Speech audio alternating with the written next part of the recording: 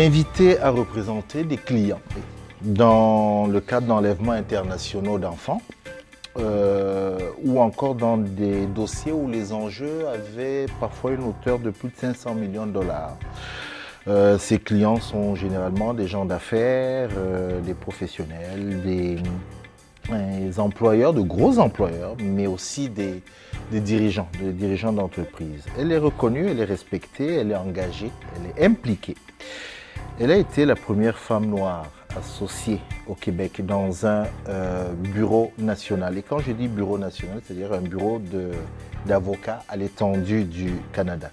Spécialiste du droit familial, mon invitée est Patricia Fourcan, associée au cabinet d'avocats Miller Thomson. Bonjour Patricia. Bonjour Cyril.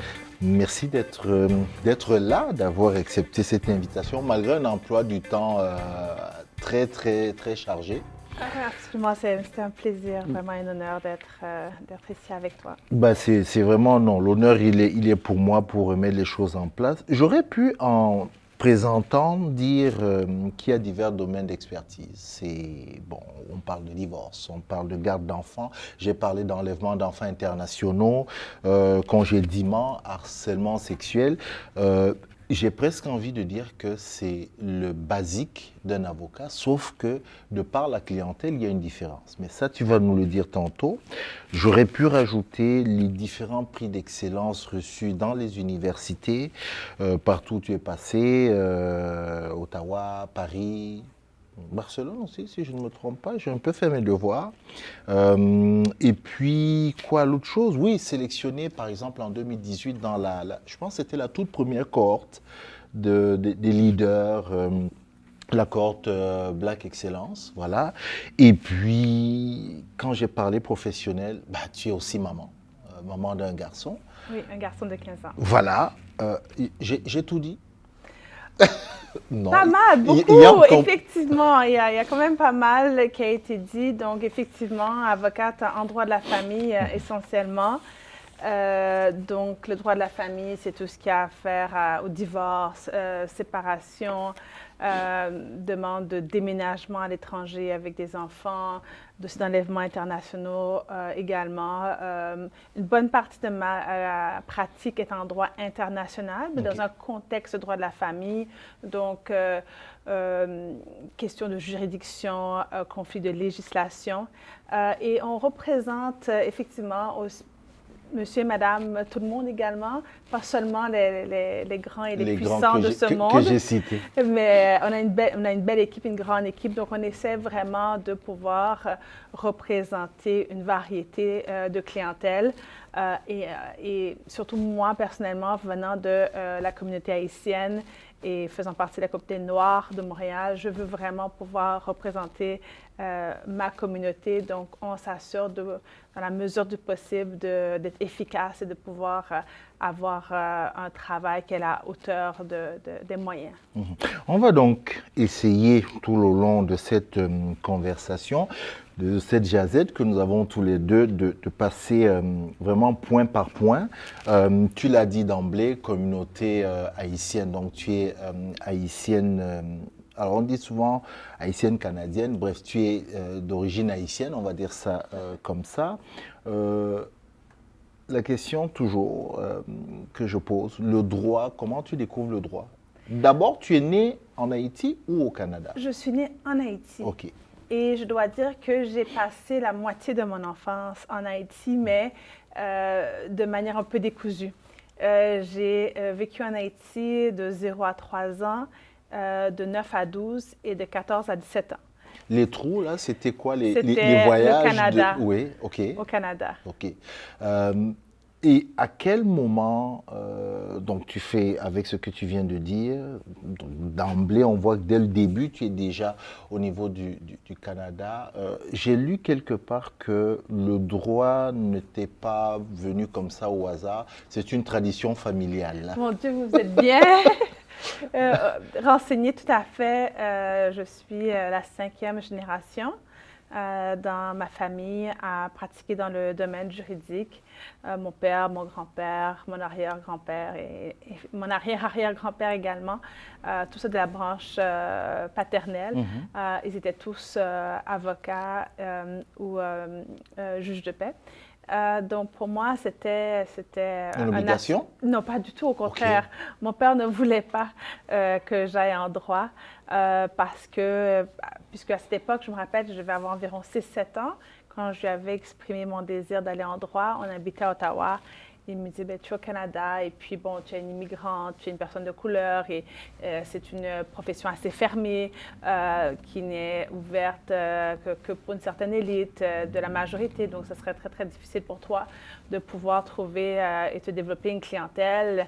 Il serait préférable que tu ailles en médecine ou un autre domaine qui est plus ouvert, disons, à la diversité.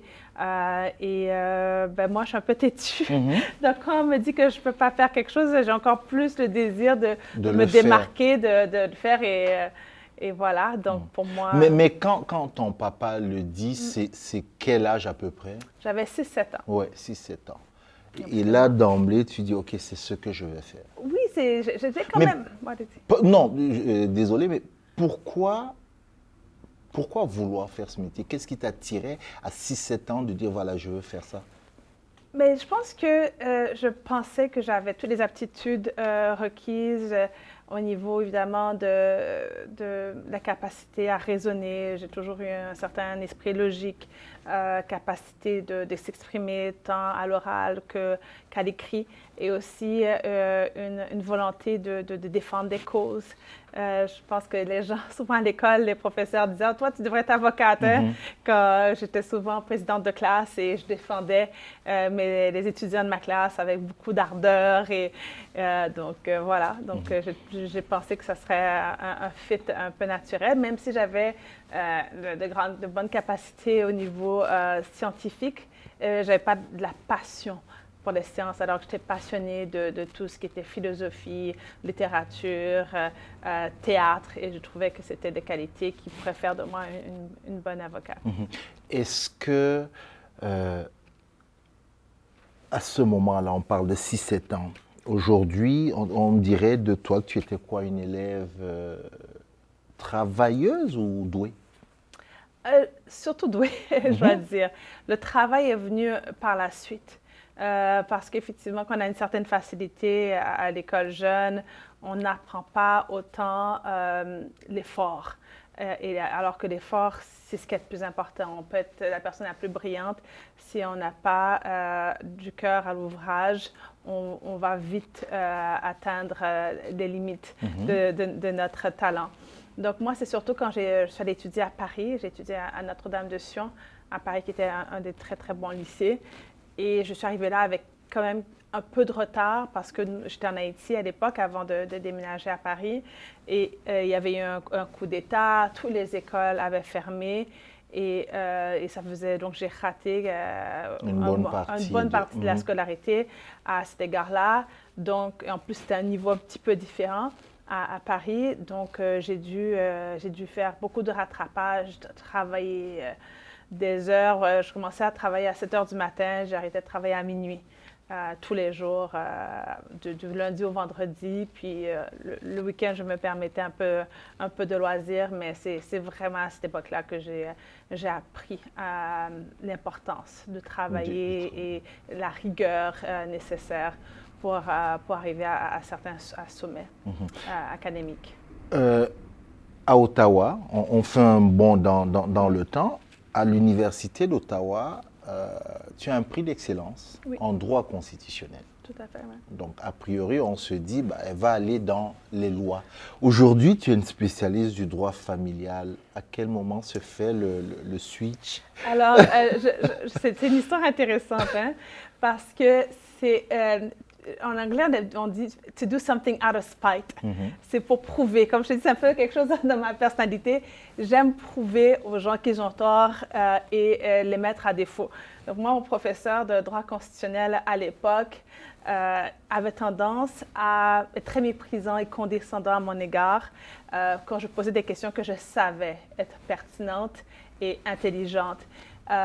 Et sont trop paternalistes à mon égard, voyant que j'étais une jeune femme. Je n'étais pas du tout allée j'avais pas fait un bac avant d'aller en droit. Je suis allée directement de l'équivalent du cégep à Paris, donc du lycée directement en droit. Ouais. Donc, je n'avais jamais étudié l'histoire canadienne. Dans le système français. Donc, il pensait effectivement que j'étais une personne qui n'allait pas briller dans son cours vu les études limitées que j'avais faites. Je n'avais pas de premier bac. Je ne connaissais pas l'histoire québécoise, l'histoire du Canada. Donc, j'ai voulu faire une petite surprise.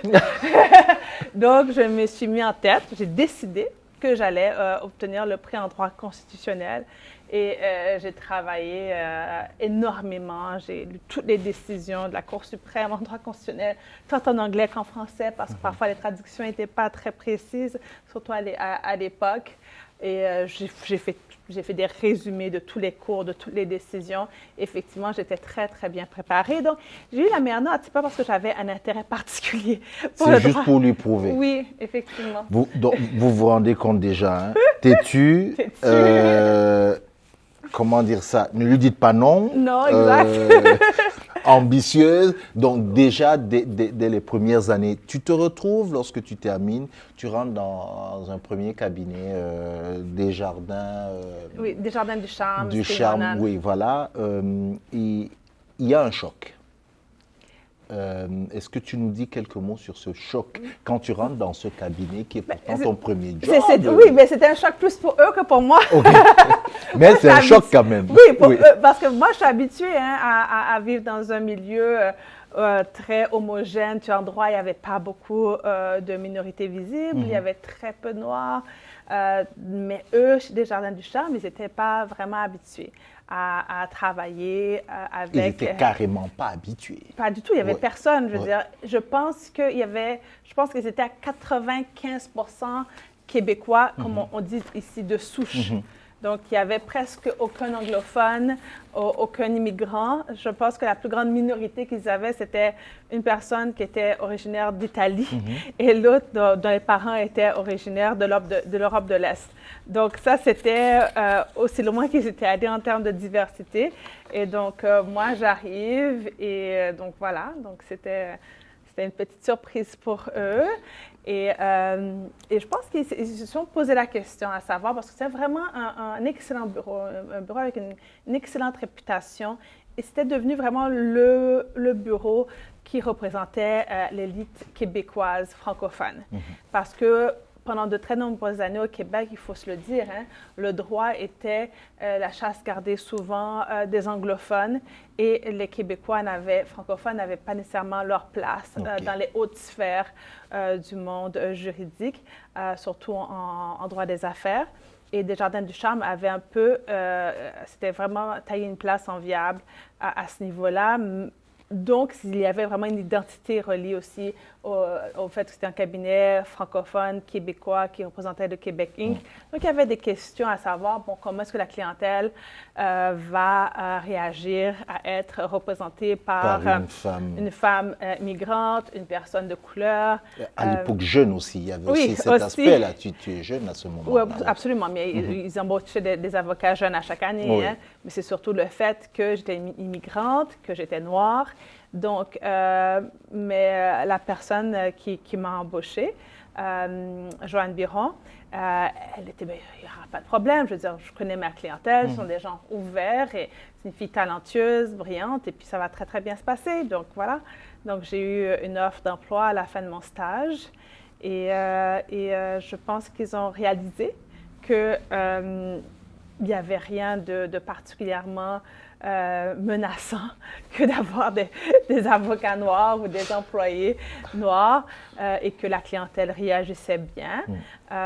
Et après ça, ils ont embauché plein de gens. On a eu 2 autres avocates noires qui ont été embauchées après moi, des secrétaires, des paralégales.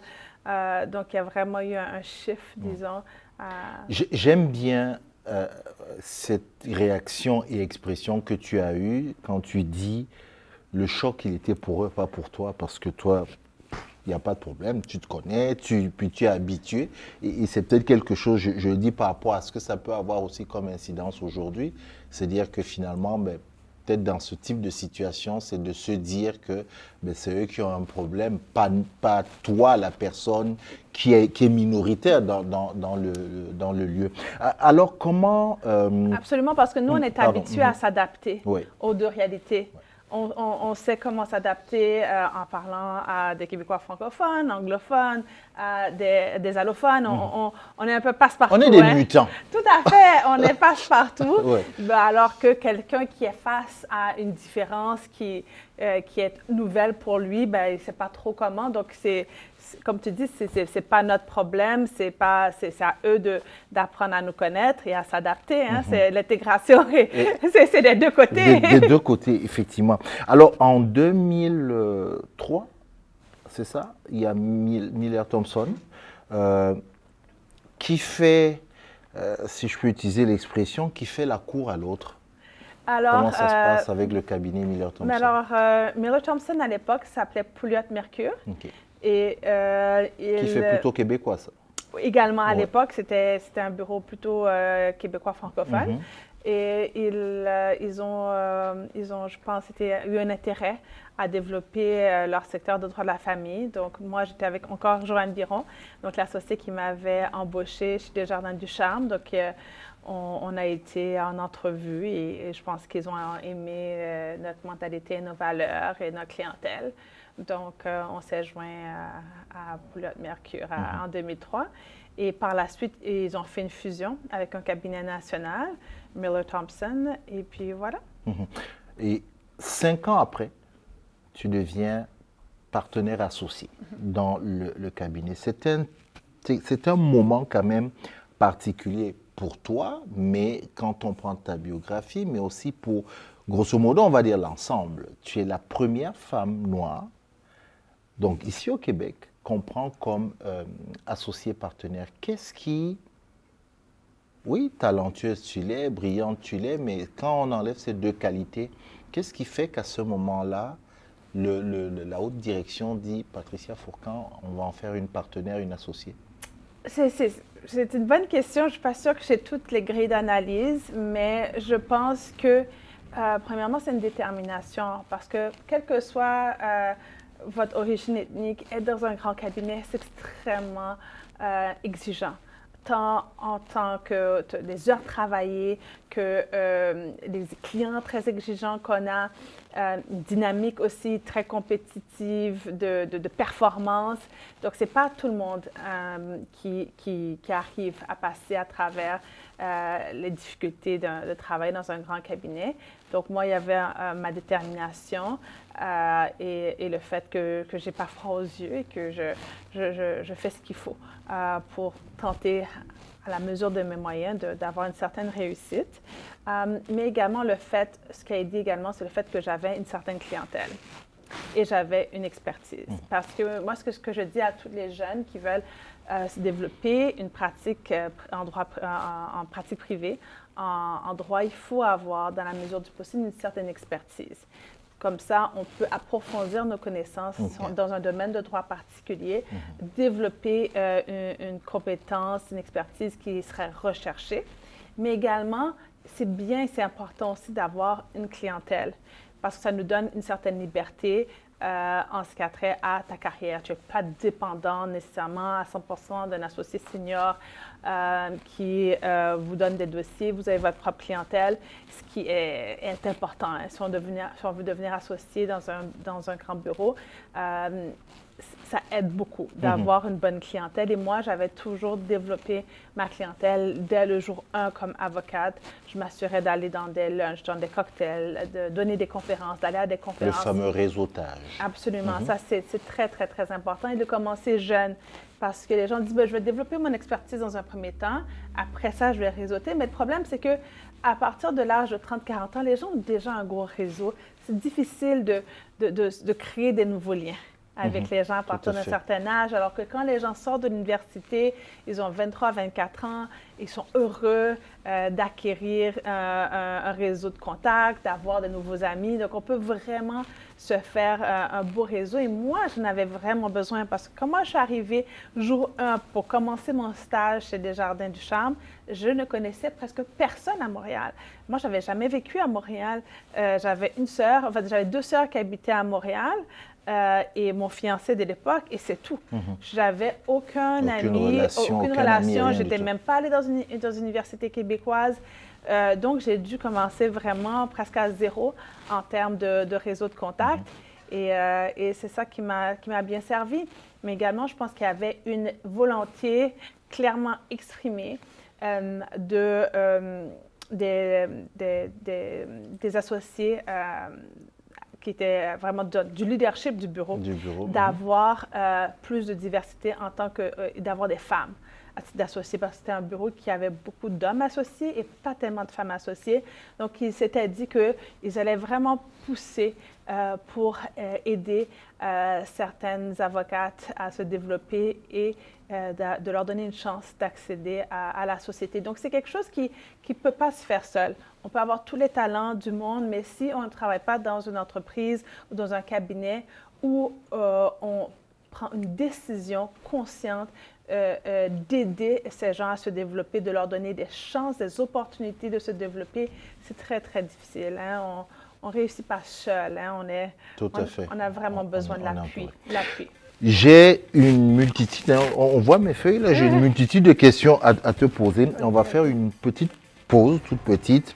D'ailleurs, je profite là dans cette pause, ce petit moment, parce qu'on tourne ici dans l'espace du Smart Lab. Je profite pour dire à ceux qui nous regardent là que c'est dans cet espace que voilà, vous allez pouvoir mettre vos commandites, vos sponsors pour soutenir des projets comme ceux que nous menons là. Donc, on fait une petite pause et après, je retrouve Maître Patricia Fourcand avec qui on a notre petite conversation. À tout de suite.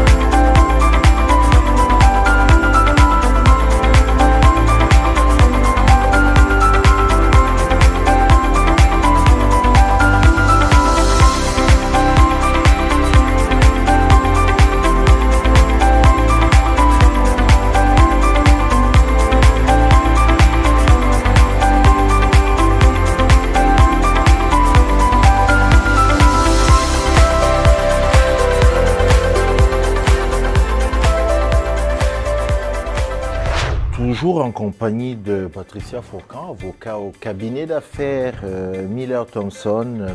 Alors, on était, Patricia, tu es maintenant dans ce cabinet. Il a un historique plutôt de cabinet d'affaires. Au début, quand on discutait, on a montré que tu étais une spécialiste du droit familial. Comment on se retrouve en droit familial dans plutôt un cabinet qui a une grosse, comme ça, étiquette de cabinet d'affaires? Mais en fait, je pense que Miller Thomson a cette particularité d'être bien équilibré, cabinet d'affaires et litige. Okay. Donc, beaucoup de grands cabinets mettent une emphase particulière sur le droit des affaires et non pas un département de litige assez costaud, alors que nous, on a un très, très, très bon département de litige. Donc, on est assez bien équilibré et aussi, on a un département de ce qu'on appelle en anglais « Private Client Services », service aux particuliers, qui est comme un family office, dans le sens qu'on va s'occuper tant de la fiscalité individuelle ou de la compagnie familiale.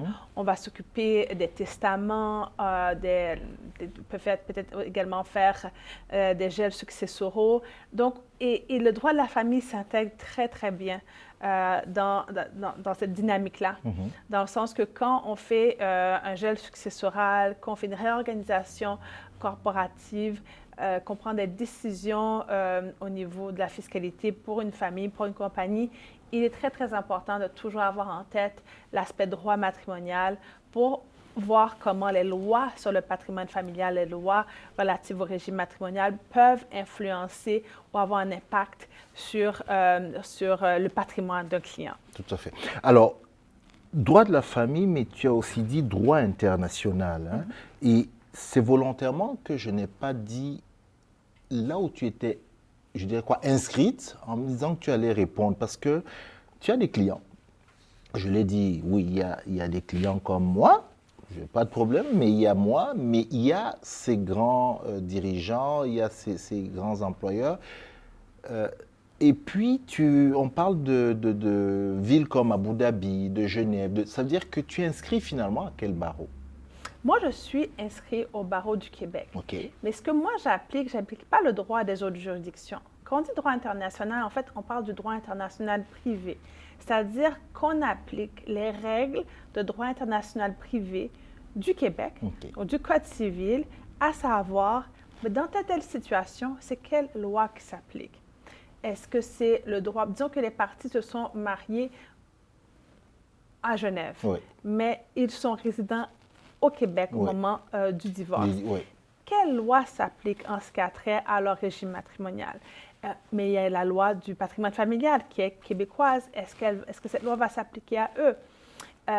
Également, est-ce que c'est le Québec qui a juridiction, en fait, s'ils vivent 50% de l'année en Suisse, 50% de l'année au Canada? Donc, nous, notre question, c'est de se poser la question ou d'argumenter les points de vue, à savoir oui ou non, Québec a juridiction. Oui ou non, c'est le droit suisse qui s'applique quant au régime matrimonial. Oui ou non, est-ce que le patrimoine familial, le droit québécois s'applique à leur situation? Si on arrive à la conclusion que c'est le droit suisse, par exemple, qui s'applique pour déterminer leur régime matrimonial, à ce moment-là, on fait appel à un avocat inscrit au barreau, soit de Genève ou de Lausanne, et puis on obtient une opinion juridique quant à la loi qui s'applique à eux. Je veux qu'on passe à un autre chapitre, mais juste là, j'ai une petite question qui me vient à l'esprit. Dans tes champs d'expertise, il y a ces cas d'enlèvement d'enfants. Est-ce que, sans citer de nom, je ne sais même pas si tu as le droit, est-ce qu'il y a eu des cas particuliers ou un cas particulier dont tu es fier, très très fier, ou un autre où c'était un vrai drame? En fait, le droit en ce qui a trait aux enlèvements internationaux, ce ne sont pas des cas qui monopolisent, disons, ma pratique. Mais il y en a quand même à chaque année. Presque à chaque année, j'ai au moins un cas d'enlèvement international d'enfants. Et je pense qu'une des causes dont je suis le plus fière ou qui m'a le plus touchée, c'était une cause qui impliquait une mère haïtienne. Donc, cette personne avait vécu en Haïti, était venue à Montréal juste pour ses études, avait donc rencontré un Québécois francophone et avait clairement indiqué à cette personne-là que même si cette relation lui tenait à cœur, qu'elle avait l'intention de vivre sa vie en Haïti. En Haïti. Donc, il s'était installé en Haïti, avait eu une famille. Et de fil en aiguille, elle s'est trouvée dans une situation, sans aller dans les détails, où elle a été accusée d'enlèvement international d'enfants, alors que les enfants avaient toujours vécu en Haïti, sauf une période où ils étaient allés au Québec juste pour visiter le père qui avait déménagé au Québec. Et puis finalement, le père les avait lui-même gardés et obtenu un jugement intérimaire permettant aux enfants de rester à plus long terme au Québec. Donc, évidemment, bon, le premier cabinet qui la représentait ne voulait plus la représenter parce qu'elle était à court de moyens. Et moi, face à une telle injustice d'une personne en plus de ma communauté et aussi je pense que le système juridique n'avait pas fonctionné, n'avait pas pu protéger cette femme-là. Donc, ça m'a fait plaisir de la représenter en fonction de ses moyens. Et on a eu une décision de la Cour supérieure et de la Cour d'appel qui a confirmé effectivement que la décision qui donnait la garde au père était illégale et que, parce que contraire à la loi, à des dispositions d'ordre public de la loi sur le divorce. Et cette femme-là qui était déjà accusée d'enlèvement international, il y avait l'Interpol était déjà à sa recherche. Okay. J'ai pu faire tomber tout ça. Tous ces jugements-là. Exact. Et maintenant, elle est avec ses enfants. Exact. Okay. J'ai dit que Patricia Fourcant était une femme impliquée, une femme engagée. Et je voudrais qu'on aborde ce chapitre-là à travers peut-être des choses très concrètes. Ton nom est associé à, je vais appeler ça un projet qu'on appelle Justicia. Qui pousse, je ne sais pas si je dois dire ça comme ça, à plus de représentation, plus de présence de femmes dans le système. Alors, d'ailleurs, je vais prendre des cours, le système juridique, le système judiciaire, bref, deux choses différentes. Grosso modo, tu es une femme impliquée. C'est quoi le projet Justicia? Donc, le projet Justicia, c'était un groupe de travail qui a été mis sur pied par le Barreau du Québec pour encourager et mettre les bases pour permettre le développement de la carrière des femmes, mais en pratique privée. Okay. Donc, à titre d'avocat, dans des cabinets d'avocats. Parce que beaucoup de femmes restent dans le domaine juridique, mais quittent les cabinets d'avocats pour aller travailler, par exemple, en entreprise ou aller travailler dans le gouvernement et ne deviennent pas nécessairement associés ou des leaders dans les cabinets d'avocats. Donc, on voulait vraiment, c'était vraiment relié au cabinet d'avocats et s'assurer qu'on leur donnait tous les outils et des opportunités pour pouvoir se développer leur carrière et devenir associés, qu'il n'y ait pas ce plafond de verre dans les cabinets d'avocats. Donc, beaucoup des grands cabinets à Montréal et même des cabinets de taille moyenne ont envoyé une représentante de leur bureau pour travailler sur ce projet-là. Donc, moi, j'étais la représentante de Miller Thompson et on a travaillé pendant plusieurs années à la mise sur pied de différentes politiques, de différents formulaires qui ont pour but d'apporter une structure que les cabinets peuvent prendre ces formulaires et après ça, avoir une structure, avoir des politiques internes qui favorisent le maintien des avocates dans la profession. On voit que c'est ce que tu disais tantôt, hein, c'est-à-dire que c'est depuis le début, là, le premier cabinet où tu arrives, il n'y a peut-être pas assez de femmes, donc il y a cette implication. Tu l'as aussi dit, je le rappelle, que quelle que soit l'origine, de toute façon, le travail en cabinet, grand cabinet, est très difficile. Est-ce que ça peut être un obstacle pour les femmes? Je ne pense pas. Non, en fait, ce n'est pas parce que le travail est difficile, c'est parce qu'à un moment donné, surtout quand on veut avoir une famille, même si on est un couple plus égalitaire, moi, je peux dire d'expérience, la société est faite de telle sorte que les enfants s'attendent, comme moi, dans mon cas, moi, je parlais pour moi, mon fils s'attendait à une présence accrue de sa maman plus que son papa. Donc, lui, quand il allait à la garderie, beaucoup des mamans ne travaillaient pas. Donc, moi, son père n'a jamais dû avoir une conversation avec lui. Il n'a jamais dit « Papa, pourquoi toi tu travailles, tu ne t'occupes pas de moi à longueur de journée ?» Mais par contre, il a eu cette conversation avec moi. Ouais. Pourquoi tu n'es pas là pour moi? Pourquoi tu travailles? Toutes les autres mamans ne travaillent pas. Donc, il y a effectivement une responsabilité accrue familiale. Et quand tu dois faire des 1700, 1800 heures facturables et que tu veux être présente à la maison pour ton enfant, tu veux l'éduquer, surtout que moi, comme je dis, moi, j'étais la mère d'un enfant noir, un garçon noir au Québec, en Amérique du Nord, tu veux lui donner tous les outils. Tu veux qu'il soit intellectuellement préparé. Tu veux qu'émotivement, il y ait une sécurité émotive. Donc, tu ne peux pas être en train de travailler jusqu'à 10-11 heures au bureau et puis juste laisser l'enfant dans les mains d'une nanny ou d'une grand-mère. Il a besoin donc d'une présence parentale et souvent, c'est la femme ou la mère qui se retrouve à prendre un peu plus de responsabilités, parfois beaucoup plus de responsabilités eu égard à la famille. C'est là surtout que je pense qu'on voit la différence.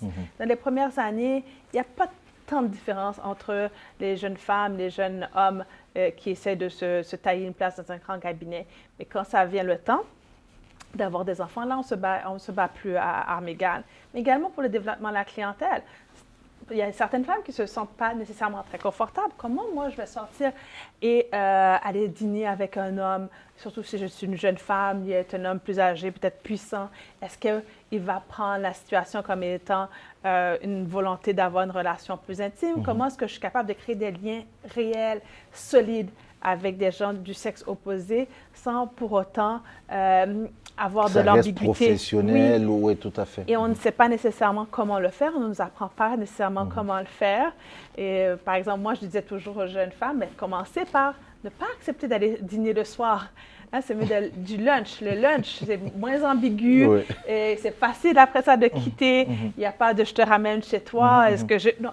Donc, il y a des petites, des exemples comme ça qu'on peut donner aux femmes pour leur expliquer qu'il ne faut pas avoir peur de se développer la clientèle, mais qu'effectivement, il y a des risques réels pour les femmes quand on interagit parfois avec des hommes puissants et puis on doit savoir comment naviguer tout ça, alors que les hommes, regarde, on va aller jouer on va aller à une game de hockey, après ça on va prendre une bière, après ça on va aller au whisky, et nous on ne peut pas avoir nécessairement cette aisance à développer des liens, donc ça c'est un deuxième niveau de difficulté.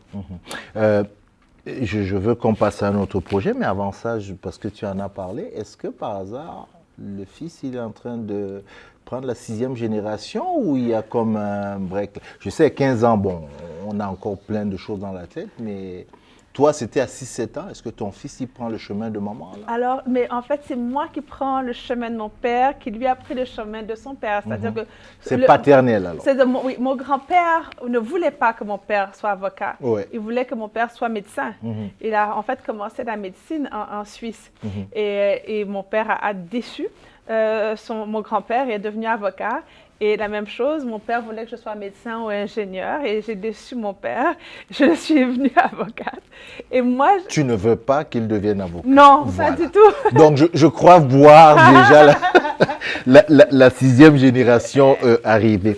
Tu as parlé de ce rôle de maman au Québec, à Montréal, au Québec, au Canada, en Amérique du Nord, qui élève un garçon noir et tout ce qui passe par la tête. Ça m'amène à ton combat, je dirais, pas contre, mais pour la diversité et contre le racisme. Tu es une avocate, je l'ai dit, émérite dans d'autres dossiers, mais tu es très impliquée dans ce qui a trait à la diversité. Si je prends l'année dernière seulement, j'ai compté minimum 3-4 lettres ouvertes que tu signais. La dernière, c'était pour un Québec exemple de racisme. Ça, c'était dans la presse en décembre. En juillet, c'était l'image toxique et fausse de l'essence même de l'identité haïtienne. Ça, c'est lié à la réponse à une chronique un peu... Oui. Oh, je dirais scandaleuse, on va dire ça comme ça. J'essaie d'être gentil. Puis il y en a d'autres. Pour ceux que ça intéresse vraiment, allez un peu, comme on dit, googler, et puis vous allez voir. Ce combat de la diversité, c'est d'ailleurs une redondance de le dire, mais c'est quelque chose qui était relativement cher. Non, absolument. Et je pense que ça vient aussi du fait que je suis haïtienne, et que nous étions la première république noire libre et qu'on a dû payer aussi très, très chèrement pour cette liberté. Donc, il y a toujours eu en moi une idée que malheureusement, être noir, être libre, c'est pas toujours apprécié par la société et qu'il faut se battre pour faire sa place au soleil et surtout pour faire la place aux autres. Parce que, Dieu merci, moi, j'ai été capable de développer ma carrière, mais souvent, j'ai vu des gens brillants qui avaient autant de compétences, sinon plus que moi, ne pas être en mesure de faire leur place dans la société québécoise. Donc, pour moi, c'était très, très important de m'assurer, d'ouvrir les portes, de m'assurer que la prochaine génération ait plus de facilité à faire sa place. Et aussi pour mon fils, pour moi, c'est important aussi que je puisse léguer, que nous puissions tous léguer à nos enfants une société plus égalitaire et moins raciste. Et aussi, en tant que mère d'un jeune homme, quand moi, je voyais à la télévision de la violence faite aux jeunes hommes noirs par des policiers, j'étais vraiment profondément troublée. C'était pour moi à chaque fois un deuil immense. Donc pour moi, c'était quand j'ai vu qu'il y avait une opportunité de se faire entendre finalement après l'affaire George Floyd, j'ai pensé que c'était vraiment le temps d'en faire la priorité numéro 1 dans ce combat contre le racisme et pour la création d'une société plus juste et égalitaire. Patricia Fourcand, société plus juste et égalitaire, on va dire, d'accord, ça c'est pour l'ensemble de la population, ce qui est correct. Je voudrais parler j'allais dire, du secteur qui est le tien, le domaine de la justice. Quand on dit justice, on dit ou communauté noire, il y a toujours un problème. Je vais présenter ça sous 2 façons. La présence des Noirs dans la profession, dans les professions juridiques. Est-ce qu'on peut dire aujourd'hui que le Québec, dans les professions juridiques au Québec, ça reflète aussi la présence des Noirs dans la communauté? Pas du tout, pas du tout. On n'est pas du tout représenté dans la profession juridique en général par rapport au poids. La communauté noire à Montréal en particulier, on n'est pas assez bien représenté dans les grands cabinets et encore moins au niveau de la magistrature. Il y a une sous-représentation tout à fait inacceptable dans cette profession parce que c'est une profession beaucoup plus fermée. Donc, c'est une des professions qui s'est le moins diversifiée. Je dois dire que c'est vraiment dans les 10 dernières années que la profession a commencé à s'ouvrir à des gens d'ethnies différentes, surtout au niveau des Noirs. Moi, je dirais qu'il y a très, très peu d'avocats de 20 ans d'expérience ou plus qui travaillent aujourd'hui dans des grands cabinets. Je dois être l'une des seules. Par contre, il y a une nouvelle génération des gens de 7, 8, 9 ans qui commencent à devenir associés. Donc, c'est tout nouveau et puis on encourage et on veut que ça aille dans la bonne direction. Mais encore là, disons que c'est un certain niveau de diversification, si on veut dire. Mais alors, si on parle de la magistrature, là, c'est presque inexistant, la représentation. Dans les cabinets privés, je peux comprendre. Après, ça, c'est le libre choix je dirais peut-être des dirigeants, du leadership. Mais dans la magistrature, qui est le service public, de ton point de vue, qu'est-ce qui coince? Voici, je pense que les difficultés sont de 2 ordres. Dans un premier temps, c'est très, très difficile de se développer comme plaideur aguerri et si on n'a pas eu des bons mentors. D'accord? Donc, si on n'a pas pu travailler avec des grands juristes, avec des grands plaideurs, c'est très, très difficile de devenir soi-même un très grand plaideur. Donc, déjà, dans un contexte où il y a 20 ans, c'était presque impossible pour que des Noirs puissent être embauchés dans des cabinets de prestige. Ben, c'est pas difficile que 20 ans après, il y ait presque personne qui ait le calibre voulu pour atteindre la magistrature. Mais après ça, il y a également le fait que quand on plaide et qu'on est noir, on n'a pas nécessairement le même accueil que si c'était un avocat blanc qui plaide. Donc, c'est facile après ça de se dire, bon, cet avocat n'a pas le niveau, mais c'est parce qu'on l'a déjà traité au départ comme si elle n'avait pas le niveau et chaque argumentation que fait cette personne-là parfois est perçue, n'est pas très bien reçue. Parce que disons que si un juge se trompe, d'accord, il se trompe et il comprend mal le dossier. Si un homme blanc respectueusement à la cour, vous n'avez vraiment rien compris, hein? Mais voilà comment ça se passe, voici les faits au dossier. c'est déjà beaucoup mieux reçu par la magistrature qui, par contre, si les mêmes mots sont dits par un homme noir, une femme noire, peut être outrée et après ça sortir de la cour et dire cette avocate-là, elle ne devrait jamais devenir juge. Elle n'a pas de respect pour la magistrature. Vous comprenez ce que je veux dire? Tout à fait. Donc c'est, et même pour les femmes, on n'a pas le droit à l'erreur, on n'a pas le droit, le ton doit toujours être parfait. Si on a un ton un peu trop élevé, on est des angry black women. Hein, et encore là, on ne peut pas gérer ça, c'est ingérable, une femme comme ça. Donc, ce qui rend encore plus difficile l'idée que, après ça, parce que ce n'est pas des gens noirs qui vont décider si cette personne noire a la capacité pour devenir juge. Il n'y a pas de jury de pair. Ce sont des Blancs qui vont entre eux décider si cette personne noire a ce qu'il faut pour devenir juge. Et la réponse, en général, c'est non. Je ne vois pas beaucoup d'espoir dans ce qui vient d'être dit. Bon, je me dis qu'il y a encore du travail, bien évidemment, comme dans dans différents domaines, dans toutes les sphères. Mais je voudrais qu'on termine avec une association née de ce que je comprends il n'y a pas longtemps, c'est l'association des Canadiennes des avocats noirs. Donc il y a un volet québécois ou un volet du Québec dont tu es trésorière. Quel est l'objectif de cette association? Donc, c'est Cable Québec qui a été créé par certains leaders de la communauté noire de Montréal en particulier. Et l'idée, c'est de pouvoir représenter notre population, notre communauté, défendre ses droits, tant les droits des avocats noirs que les droits de la communauté noire du Québec. Et comme vous le savez peut-être, on a écrit des lettres.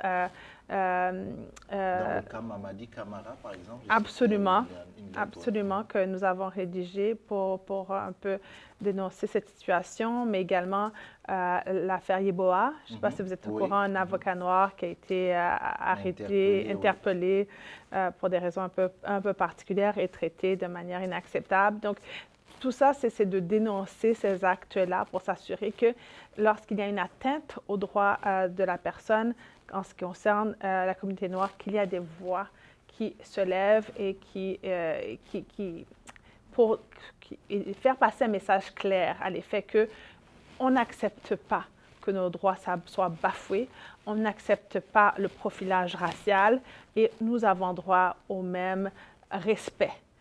Et au respect de notre droit que tout autre citoyen québécois. Donc, c'est vraiment notre but, mais également, en ce qui a trait aux avocats, aider au développement de leur carrière, les aider au niveau des relations publiques, du réseautage.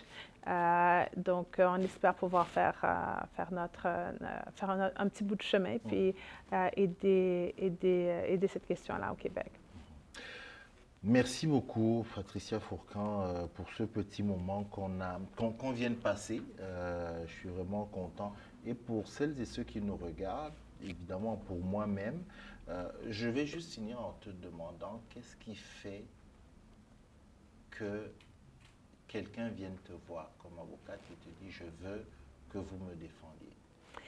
Je pense que j'ai la réputation d'être très modérée dans mes approches, aussi d'avoir vraiment une vision à long terme et une vision globale de la famille. Dans le sens que, dans la mesure du possible, je travaille très fort pour tenter d'en arriver à des ententes à l'amiable et ce dans le respect. Et ne pas nécessairement utiliser l'intimidation pour régler, quand c'est nécessaire d'aller devant les tribunaux et puis d'utiliser tous les outils de la loi, bien, on le fait, mais quand les gens montrent une volonté de régler de bonne foi, on est tout à fait disposé à s'asseoir et à éviter des frais d'avocat importants et surtout un litige. Les litiges sont longs, sont acrimonieux et ne peuvent que détruire plus amplement une famille qui est déjà mise à épreuve par une séparation. En soi, une séparation, c'est extrêmement douloureux. La moindre des choses qu'on peut faire, c'est de travailler fort pour s'assurer que les enfants soient mis à l'abri d'un litige, que les parties arrivent. Je dis toujours, on a le droit d'avoir échoué un mariage, de ne pas avoir réussi à maintenir une union, mais on peut réussir notre séparation et on peut avoir de très, très, très belles relations post-divorce, post-séparation avec l'autre parent. Et on aime beaucoup accompagner les gens pour qu'ils arrivent à cela. Je sais que tu es une mentor, tu es un modèle à la jeune femme qui regarde cette caméra-là et qui dit « je veux être comme Patricia Fourcade demain » ou « je veux être comme elle comme avocate », tu lui dis quoi? Elle te regarde là. Mais il ne faut pas être comme moi, hein? Il faut être comme soi et je pense que c'est déjà la première chose à réaliser, c'est que c'est important d'être soi-même. Il n'y a pas deux Patricia, il n'y a pas deux Cyril. Et c'est le plus qu'on est plus proche de sa vraie voix, de ses vraies valeurs, qu'on est capable de changer le monde et de vraiment connecter, d'arriver à avoir des relations vraiment étroites et spéciales avec les gens. Il ne faut pas avoir peur d'être très réel, d'être soi-même, ne pas essayer de se camoufler sur un pseudo-image professionnelle. Il faut effectivement être rigoureux, être travaillant, mais il faut être genuine. Il faut vraiment tenter de faire ressortir les particularités de sa propre personnalité et de ses propres expériences. Et je pense que c'est ça qui fait la différence. Merci beaucoup, Patricia. Merci. Je rappelle encore avocate au cabinet Miller Thompson, mais elle est disponible, elle est joignable quand elle a le temps. N'hésitez pas, vous pouvez la contacter, même à travers donc, justement cette association Cable Québec, CABL Québec. De toute façon, on mettra tout en dessous. Et puis voilà. Merci beaucoup. Merci Cyril. Et puis, comme on dit, bah, on se suit. Absolument, merci. Merci C'est un plaisir.